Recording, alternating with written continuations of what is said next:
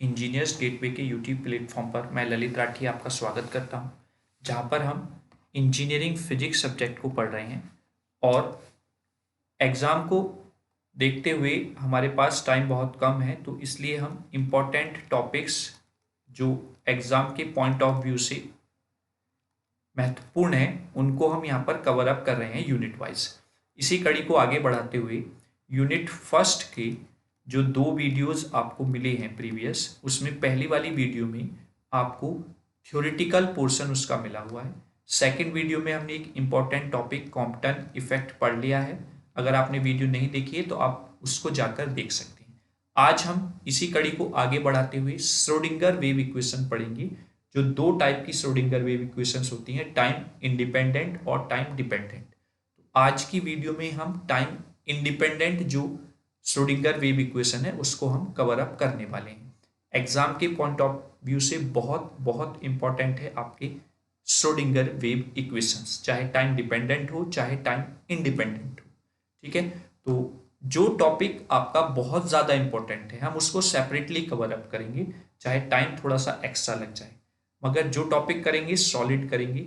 जिन बच्चों ने last time मुझसे पढ़ा है वो अच्छे से जानते हैं कि जो चीज़ें आपको बताई जाती हैं एग्जाम के पॉइंट ऑफ व्यू से इम्पोर्टेंट, वो इम्पोर्टेंट होती हैं और एग्जाम में आपको एज इट इज़ क्वेश्चन भी मिलते हैं। तो विश्वास बनाए रखें और आराम से अपना लेक्चर को कवर अप करें। देखें कहीं पे कोई प्रॉब्लम है तो कमेंट करें, तभी आपका उसका सॉल्यूशन होगा, अदरवाइज नहीं हो पाएगा। ठीक है, तो चलिए स्टार्ट करते हैं टाइम वेस्ट ना करते हुए। पहली यूनिट हम कवर अप कर रहे हैं, उसका जो आज इंपॉर्टेंट टॉपिक है वो है श्रोडिंगर वेव इक्वेशन। तो उससे पहले हम देख लेते हैं कि श्रोडिंगर वेव इक्वेशन का यूज कहां पर होता है। इस तरीके से पूछ सकता है, where to use the Schrodinger wave equation. तो यहां पर लिखा हुआ है इन क्वांटम मैकेनिक्स, क्योंकि आप क्वांटम मैकेनिक्स यूनिट ही पढ़ रहे हैं। तो the Schrodinger wave equation is used to describe the behavior of a particle in given potential field। अब अगर लास्ट लेक्चर से हम कनेक्ट करें इसको, जो आपको थ्योरेटिकल डिलीवर किया गया है, तो वहां पर आपने एक टॉपिक पढ़ा है पार्टिकल डुअलिटी या डुअल नेचर ऑफ पार्टिकल, या फिर हम बोलें डी मॉर्गन थ्योरम आपने वहां पर पढ़ी है। ठीक है, तो सॉरी डी मॉर्गन नहीं, डी ब्रोगली है, डी ब्रोगली है ना। डी ब्रोगली थ्योरम हमने पीछे लास्ट वीडियो में पढ़ा हुआ है। तो वहां पर डी ब्रोगली ने बताया कि जो पार्टिकल मूव करता है किसी भी v वेलोसिटी से, उसका मास m है, तो वो एक वेव आपके अपने साथ एसोसिएट कर कर चलता है, that's called the matter wave. तो उस मैटर वेव को ही रिप्रेजेंट करने के लिए श्रोडिंगर ने वेव इक्वेशन दिया। यहां पे लिखा हुआ है ना, the Schrodinger wave equation is used to describe the behaviour of particle in the given potential field. क्योंकि कोई भी पार्टिकल जैसे कि इलेक्ट्रॉन है, अगर वो किसी पोटेंशियल फील्ड में आएगा तो उसमें कुछ मोमेंटम होगा, उसी मोमेंटम को डिस्क्राइब करती है श्रोडिंगर वेव इक्वेशन। ठीक है, the equation is named after the Erwin Schrodinger who first drive it in 1926. It is a wave equation that describes the wave-like behavior of a particle in a given potential field. The equation has both time-dependent and time-independent version depending on the application. जैसा मैंने starting में बताया, Schrodinger wave equation 2 type की होती हैं, time dependent और time independent. आज हम यहाँ पर टाइम इंडिपेंडेंट को कवर अप करेंगे। आगे चलते हैं। The Schrodinger wave equation has many applications in physics and chemistry. In particular it is used to describe the behaviour of electron in atom and molecule. यानी कि श्रोडिंगर वेव इक्वेशंस का use physics के साथ साथ chemistry में भी किया जाता है, for describe the behaviour of electron in atoms and molecules. It is also used in study of semiconductors and other solid materials। इनका यूज आप सेमीकंडक्टर को स्टडी करने में या सॉलिड स्टेट मटेरियल्स को भी स्टडी करने में करते हैं। ठीक है, तो आपको क्लियर हो गया होगा कि श्रोडिंगर वेव इक्वेशन का यूज कहाँ कहाँ पर होता है। अब तक हम श्रोडिंगर वेव इक्वेशन पढ़ ही रहे थे, लेकिन हमें ये नहीं पता था श्रोडिंगर वेव इक्वेशन का यूज कहाँ पर है। ठीक है, तो चलिए स्टार्ट करते हैं आगे। श्रोडिंगर वेव इक्वेशन क्या है वो हम यहां पर देख लेते हैं। Schrodinger wave equation is a mathematical expression describing the energy and position of electron in space and time। यानी कि एक मैथमेटिकल एक्सप्रेशन है जो डेस्क्राइब करती है एनर्जी को और पोजीशन को इलेक्ट्रॉन के कहां पर, स्पेस और टाइम के related, taking into account the matter wave. जैसा मैंने अभी बताया था कि जो आपका पार्टिकल है अगर वो मूव कर रहा है तो उसके साथ एक वेव एसोसिएट होकर चलेगी, that's called the matter wave, और उस मैटर वेव को ही रिप्रेजेंट करती है Schrodinger wave equation. Nature of the electron inside an atom. ठीक है, तो ये आपका श्रोडिंगर वेव इक्वेशन की डेफिनेशन। चलिए नेक्स्ट स्लाइड पर देखते हैं क्या है। नेक्स्ट स्लाइड पर है आपका श्रोडिंगर वेव इक्वेशन, और हम यहां पर पढ़ रहे हैं time independent Schrodinger wave equation, जिसका दूसरा नाम है steady state Schrodinger wave equation.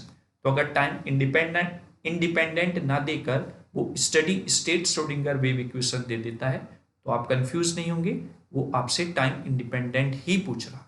ठीक है, तो इसको देख लेते हैं क्या लिखा हुआ है। The time independent Schrodinger equation is used to describe the stationary state of a system. यानी कि time independent Schrodinger wave equation जो है वो डिस्क्राइब करती है स्टडी स्टेट ऑफ सिस्टम, मतलब कि पार्टिकल या एटम या molecule. This form of equation is often used in quantum mechanics and atomic physics. The relativistic Schrodinger equation is used to describe system that are moving at speed close to the speed of light। ठीक है, यानी कि relativistic Schrodinger wave equation used होती है describe करने में system जो move करते हैं स्पीड से close of speed of light. ठीक है, ऐसा नहीं नॉर्मली हम जो मूव कर रहे हैं वो स्पीड ऑफ लाइट के क्लोज अगर कोई पार्टिकल मूव कर रहा है तो उसको डिफाइन करने के काम में आती है। उसी के साथ वेव आपकी एसोसिएट होगी मैटर वेव। ठीक है, तो चलिए उसका डेरिवेशन हम देखते हैं। यहां पर मैंने लिखा हुआ है तो लिखते हैं according to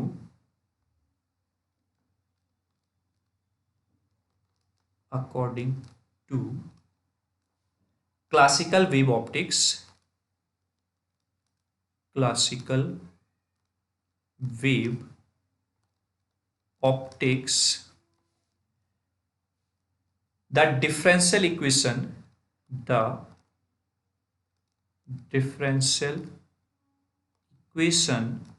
of wave when is in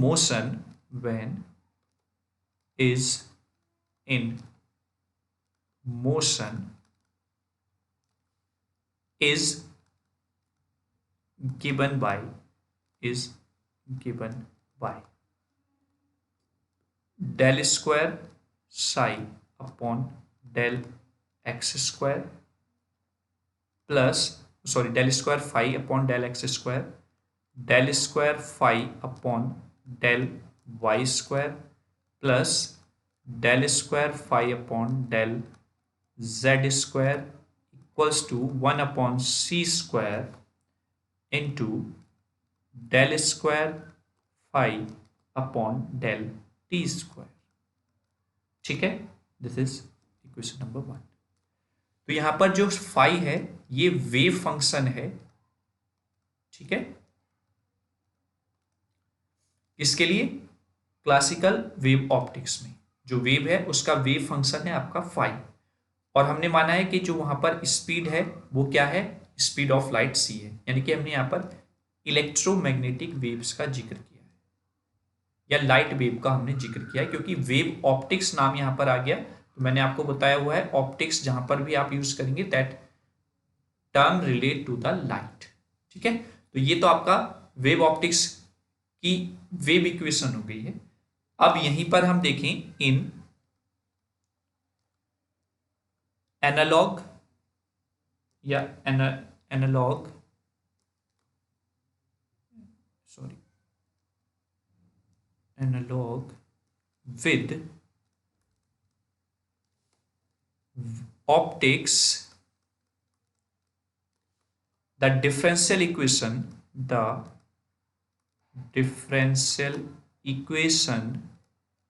of a wave motion of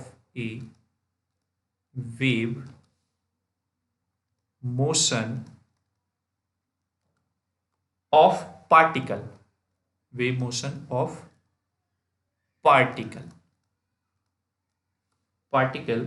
can be written as मतलब कि जो हम अभी यहाँ पर लाइट वेव या इलेक्ट्रोमैग्नेटिक वेव के लिए इक्वेशन में लिखी है, अगर हम उसी को पार्टिकल वाली वेव की फॉर्म में लिखें तो यहां पर क्या हो जाएगा, del square psi upon del x square plus del square psi upon del y square plus del square psi upon del z square equals to 1 upon v square into del square psi upon del t square. Equation number second. तो ये electromagnetic wave के लिए है equation first, ये है आपकी matter wave के लिए, हमने मान लिया इसी फॉर्म में, ठीक है। जिस फॉर्म में आपकी इलेक्ट्रोमैग्नेटिक वेव है वहां पर मैटर वेव हमने मान लिया। यहां पर ये वेव फंक्शन हो जाएगा मैटर वेव का, wave function for matter wave, और यहां पर v वेलोसिटी होगी आपकी मैटर वेव की, क्योंकि आपका कोई भी पार्टिकल स्पीड ऑफ लाइट के नियर अबाउट तो मूव कर सकता है लेकिन वो स्पीड ऑफ लाइट नहीं होगा, ठीक है। तो ये हमने equation second they the for the matter wave. Is that clear? चलो अब आगे चलते हैं, या यहीं पे नोट डाउन कर लेते हैं। द वेव फंक्शन यहां पर जो हमने लिया है द सॉरी एक मिनट, यहां पर मैं लिख देता हूं, एंड डिस्टर्ब हो गया। द वेव फंक्शन, जो वेव फंक्शन हमने लिया है psi x y z t ये अलॉन्ग है ना, can be separated into space, separated into space, है ना, separated into space and time dependent t, ठीक है।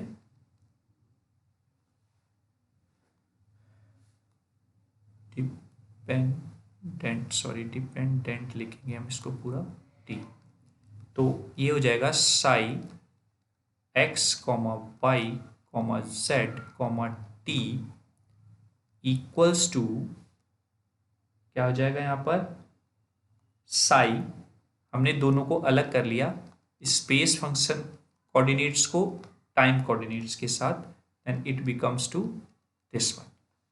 भाई ये हो गया आपका स्पेस और ये हो गया टाइम, ठीक है। अब इक्वेशन नंबर हम इसको थर्ड ले, नेक्स्ट स्लाइड पर आ जाते हैं। चलिए नेक्स्ट स्लाइड पर हम लिखेंगे for the wave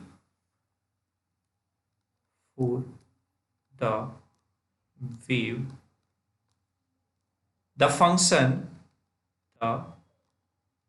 function F T, जो अभी हमने सेपरेट किया है टाइम के साथ, मस्ट बी पीरियोडिक,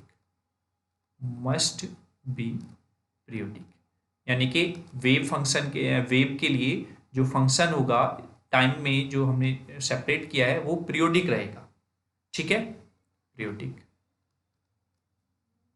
देन अब जब पीरियोडिक है तो पीरियोडिक फंक्शन या पीरियोडिक सिग्नल क्या होता है, f t equals to e की power i omega t, omega यहाँ पर एंगुलर वेलोसिटी है, टी टाइम हो जाएगा।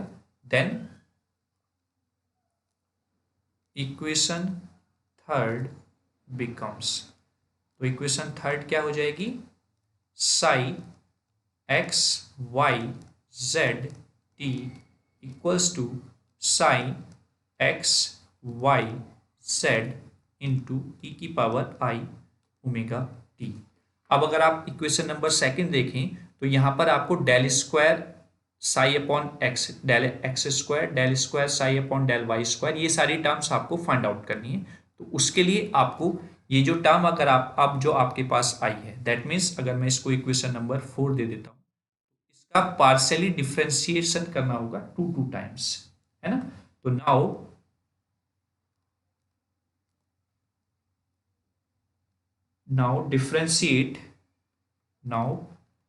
differentiate equation 4 with respect to x comma y comma z comma t partially 2 times, क्योंकि आपको पार्शियल डिफरेंस चाहिए 2 टाइम्स, ठीक है। तो आप इक्वेशन नंबर 4 को दो बार पार्शियली डिफरेंशिएशन कर लेंगे। तो अगर हम पहले x के रेस्पेक्ट में करते हैं, then you get del square psi upon del x square, you can get e की पावर आई ओमेगा टी, यहाँ पर तो x का कोई फंक्शन है ही नहीं, यहाँ पर बचेगा del square psi upon del x square.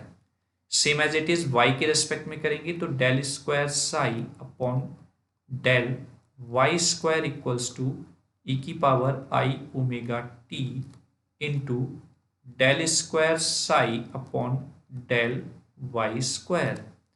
Same as it is del square psi upon del z square equals to e की power i omega t dot del square psi upon del z square, ठीक है।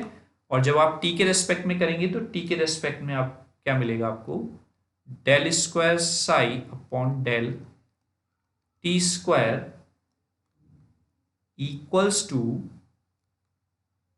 आई omega का square into psi x comma y comma z into e की power i omega t. Is that clear. अब कैसे हुआ है, यहाँ पर मैं एक बार आपको करके दिखा देता हूँ। तो ये हो जाएगा डेल, पहले एक बार करेंगे del psi upon del t equals to, यहाँ पर ये वाला फंक्शन तो ऐसे ही रहेगा as it is x comma y comma z. अब यहाँ पर ई की पावर एक्स का ई की पावर एक्स ही रहता है, लेकिन फिर जब एक्स का करते हैं तो हम लिखेंगे ई की पावर आई ओमेगा टी, फिर एक्स का करते हैं यानी कि ई की पावर का करते हैं, then you get i omega. जैसे सेकेंड टाइम करेंगे अब यहाँ पर हम,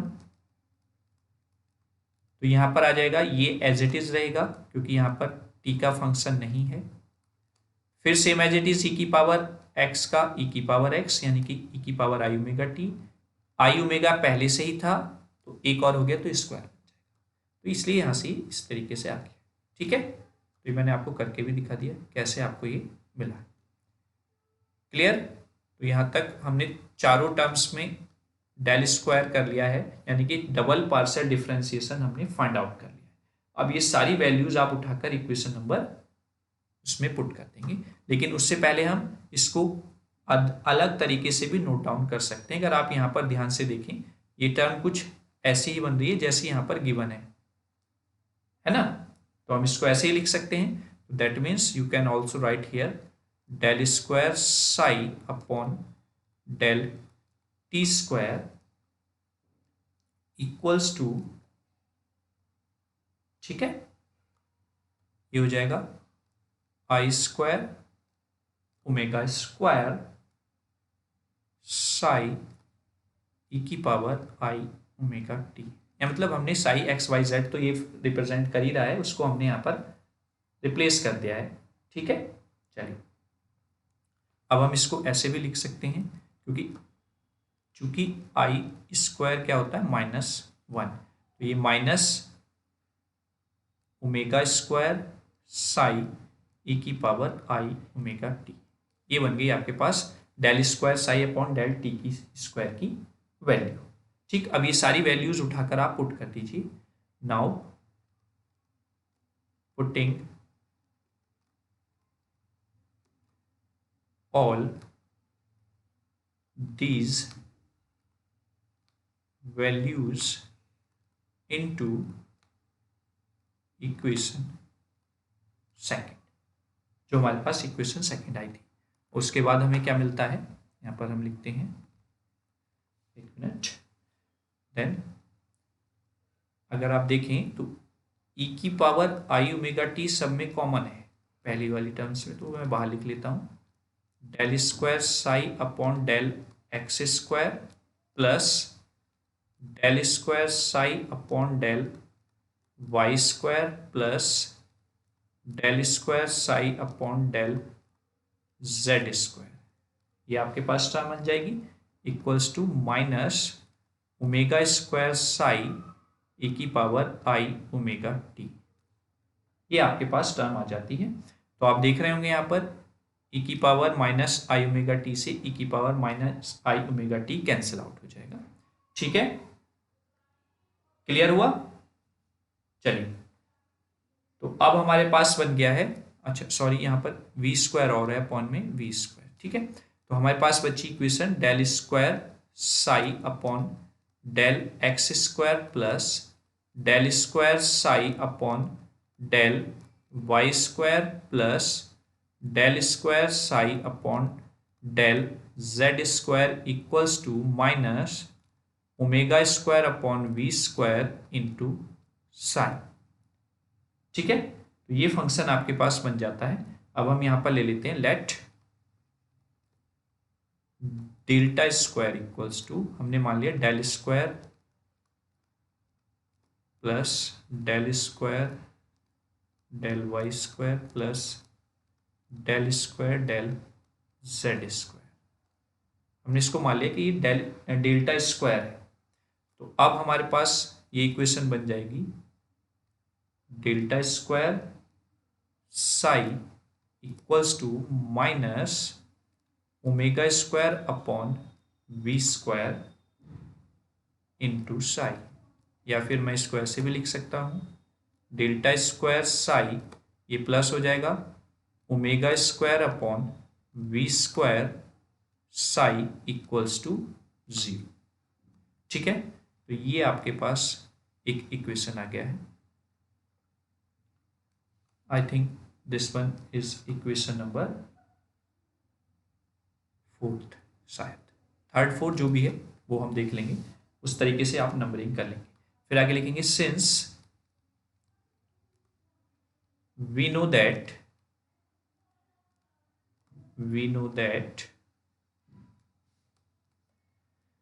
ओमेगा इक्वल्स टू क्या होता है 2 पाई न्यू, है ना, एंड न्यू क्या होता है v अपॉन लैम्डा। ठीक है, क्योंकि अगर हम लैम्डा लिखते हैं तो लैम्डा इक्वल्स टू क्या होता है v अपॉन न्यू, फ्रीक्वेंसी की फॉर्म में इस तरीके से आप लिख लेते हैं। ठीक है, तो nu equals to v upon lambda हो जाएगा। तो यहां से ओमेगा इक्वल्स टू क्या हो गया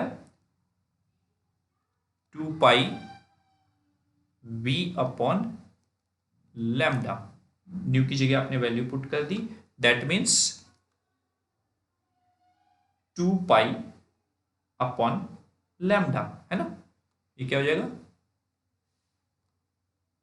एक minute, 2 pi upon lambda, nu की जगह v पुट किया हमने 2 पाई अपॉन लैम्डा। ठीक है, ये हो जाएगा आपके पास।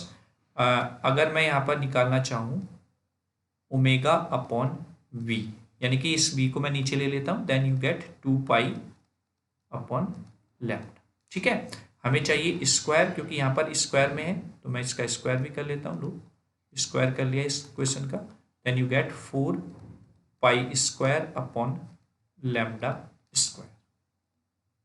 ठीक है, क्लियर हुआ? अगर हम लैम्डा को देखें according to the de Broglie theorem, lambda equals to h upon p होता है। तो अगर इस फॉर्म में हम लिखना चाहें तो omega square upon v square equals to क्या हो जाएगा, 4 p square pi square upon h का स्क्वायर। ये वैल्यू अगर हम यहाँ पर पुट कर देते हैं तो, यानी कि ये वाली वैल्यू हमने यहाँ पर पुट की, then we get this one. ठीक है, तो आपके पास omega square upon v square की वैल्यू यहाँ पर आ गई है। ठीक, इसको मैं इक्वेशन 5 दे देता हूँ। ठीक है, इक्वेशन नंबर आप चेक कर लेना, हो सकता है कोई चेंज हो। ठीक है, तो ये मत सोचना कि दूसरी वाली इक्वेशन कहाँ चली गई। ठीक, तो ये आपके पास टर्म आ गई है। अब आगे चलते हैं नेक्स्ट स्लाइड पर। नेक्स्ट स्लाइड पर अब हम क्या करेंगे, find out.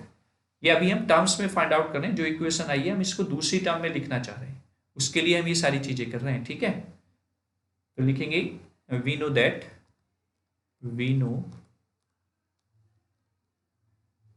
That kinetic energy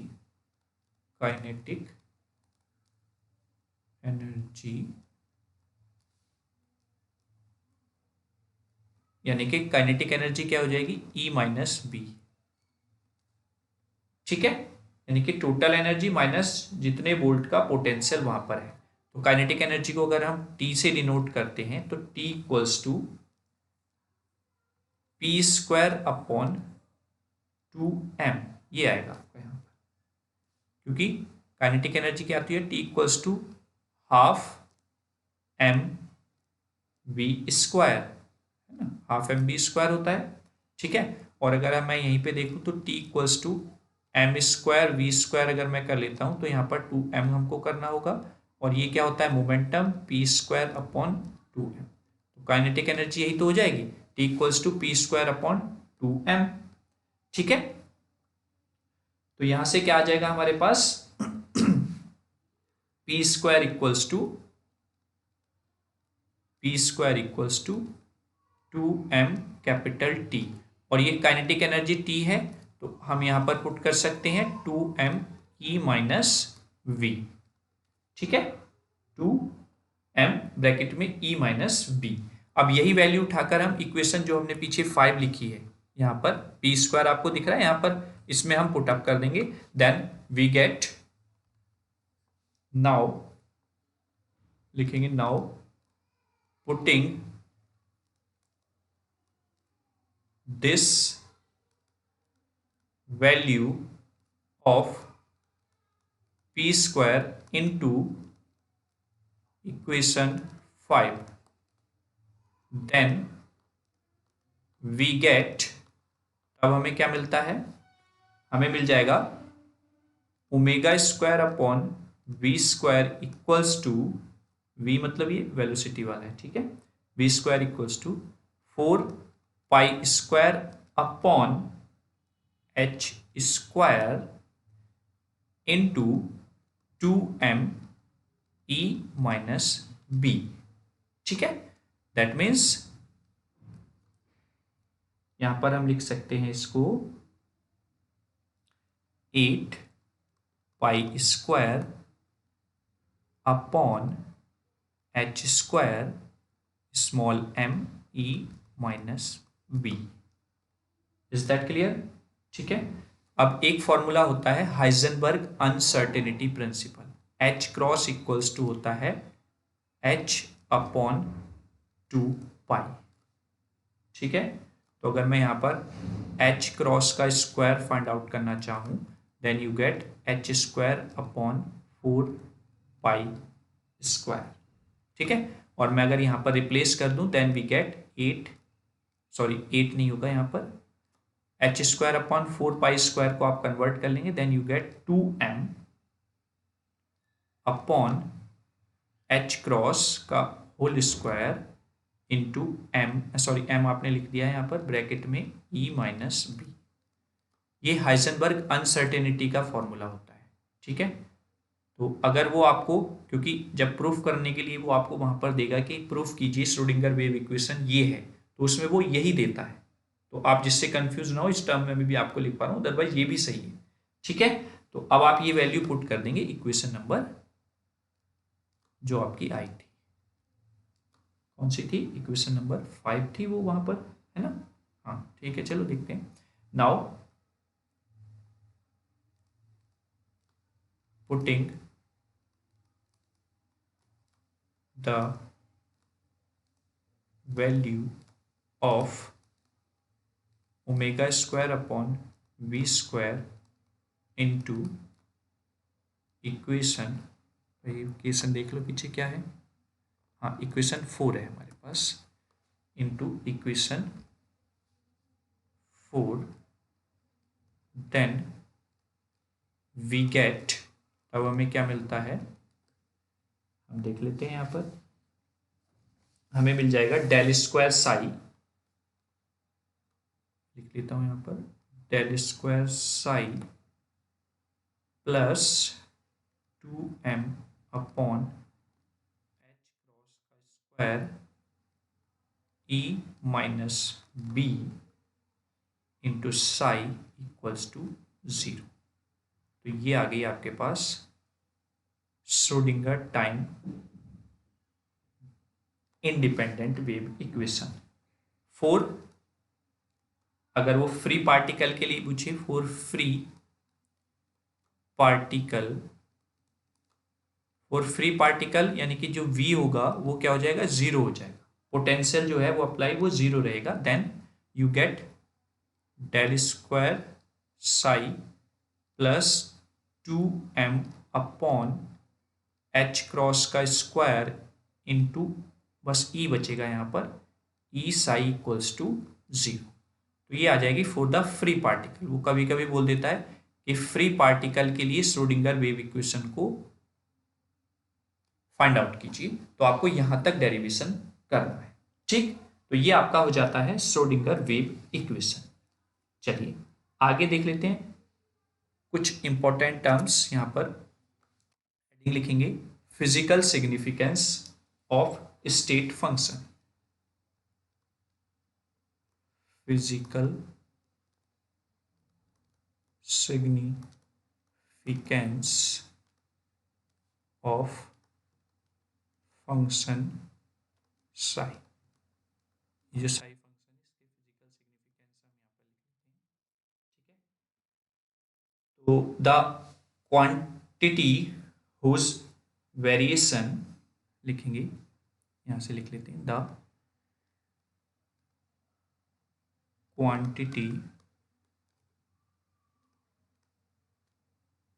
whose variation builds up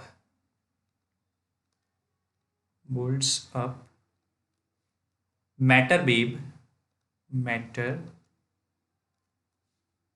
wave is called wave function। यानी कि वेव फंक्शन क्या है, जो मैटर वेव को बताता है, क्वांटिटी मतलब उसकी क्या पोजीशन है, क्या टाइम पर, किस टाइम पर क्या पोजीशन है, वो सब जो बताएगा वो वेव फंक्शन है, ठीक है। हम साइज से उसको डिनोट करते हैं, the value of matter function, the value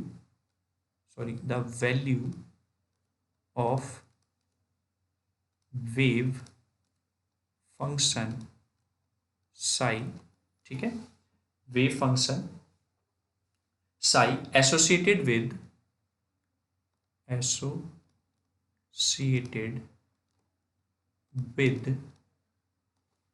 a moving particle at a particular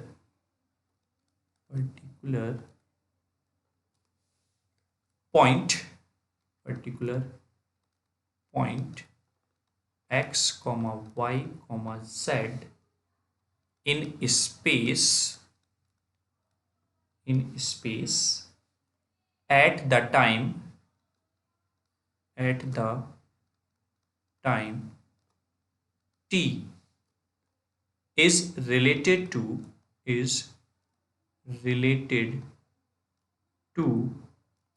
the possibility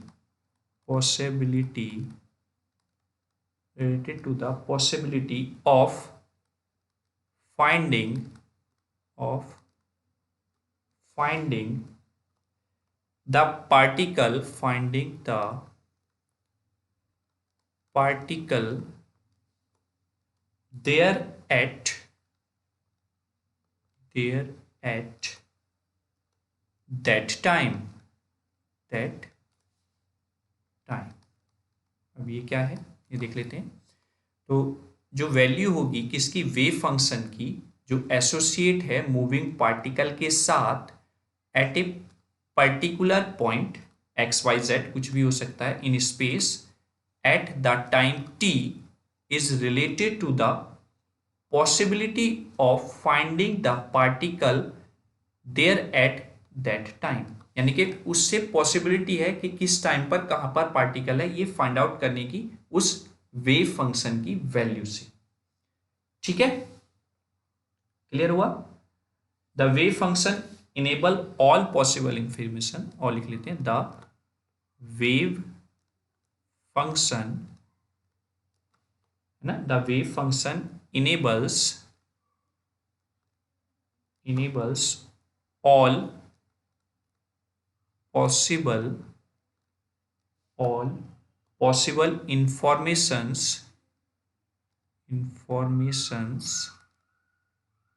informations about the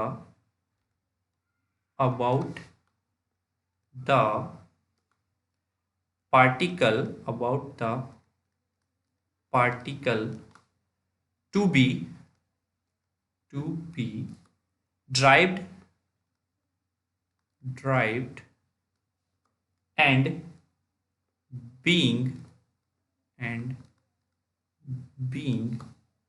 in general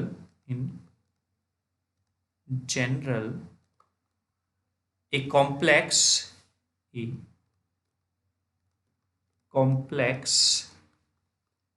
function does not have a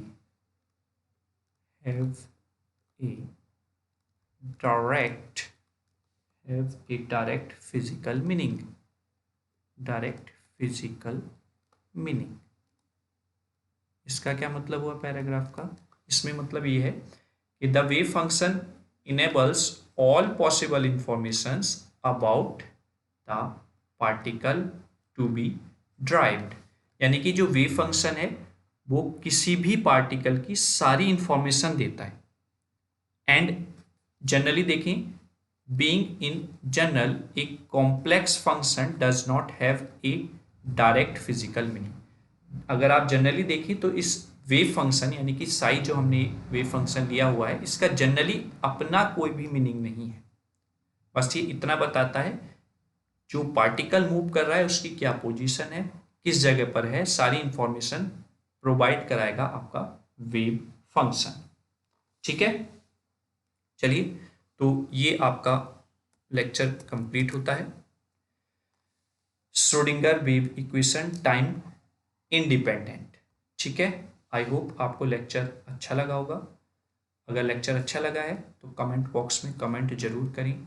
जो आपके कमेंट्स होते हैं वो हम लोगों के लिए मोटिवेशनल होते हैं, उन्हीं को पढ़कर हमें एनर्जी मिलती है और बेहतर करने की नेक्स्ट लेक्चर में। ठीक है, तो सेशन को लाइक, फ्रेंड्स के साथ शेयर और चैनल को सब्सक्राइब जरूर करें। कहीं पे भी कोई भी प्रॉब्लम है तो आप कमेंट बॉक्स में ज़रूर बताएं। कहीं पे हमारे ओर से इम्प्रूवमेंट की रिक्वायरमेंट है आपको तो वो भी आप हमें ज़रूर सजेस्ट करें। ठीक है, कहीं पे कोई भी प्रॉब्लम है आप उसको हमें ज़रूर बताएं। चलिए, लेक्चर को देखने के लिए थैंक यू। ऐसे ही आप इंजीनियर्स गेटवे से जुड़े रहिए। Thank you so much.